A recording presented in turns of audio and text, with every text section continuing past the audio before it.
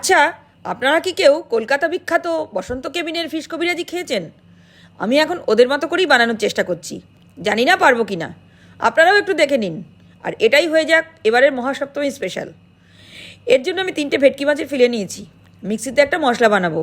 কয়েক টুকরো পেঁয়াজ কুচি, কয়েকটা রসুনের টুকরো, আদার টুকরো, 2টো কাঁচা লঙ্কা, 1 মুঠি পুদিনা পাতা, 1 মুঠি ধনে পাতা, 1 চামচ কালো নুন, কয়েকটা গোলমরিচ, 1 চামচ চাট মশলা, লেবুর রস দিয়ে পিষে নেব। টিফিন বক্সে রেখে বাইন্ডিংয়ের জন্য 2 চামচ কর্নফ্লাওয়ার দেবো। ভালো করে মেখে টেকে মাছের ফিলেগুলো দিয়ে ভালো করে মাখামাখি করে ঢাকনা বন্ধ করে 2 ঘন্টা ফ্রিজে রাখবো। ফিরে এলাম 2 ঘন্টার পর। 2টো ডিম ভেঙে নেব। 1 চামচ কালো নুন, 1 চামচ চাট মশলা, 1 চামচ কাশ্মীরি লঙ্কার গুঁড়ো দিয়ে ভালো করে ফেটিয়ে নেব। এবার একবার বিস্কুটের গুঁড়ো, আবার ডিমের গোলা, আবার বিস্কুটের গুঁড়ো লাগিয়ে কোটিং করে নেব। বেশ হাত দিয়ে একটু সেট করে নেব। এইভাবে সবগুলোই গড়িয়ে নিয়ে 1 ঘন্টা ফ্রিজে রাখবো। ফিরে আসছি 1 ঘন্টার পর। কড়াইতে সাদা তেল গরম করতে দেবো। ফ্রাইগুলো একটু ভেজে নেব।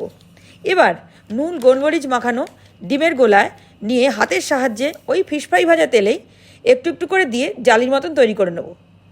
গ্যাসের ফ্লেমটা কিন্তু এই সময় একদম লোতেই রাখতে হবে। জালিটা পুরোপুরি তৈরি হয়ে গেলে ভাজা ফিশ ফ্রাইগুলো আরেকবার ডিমের ব্যাটারে ডুবিয়ে ডিমের জালির মধ্যে দিয়ে এইভাবে ফোল্ড করে দেবো।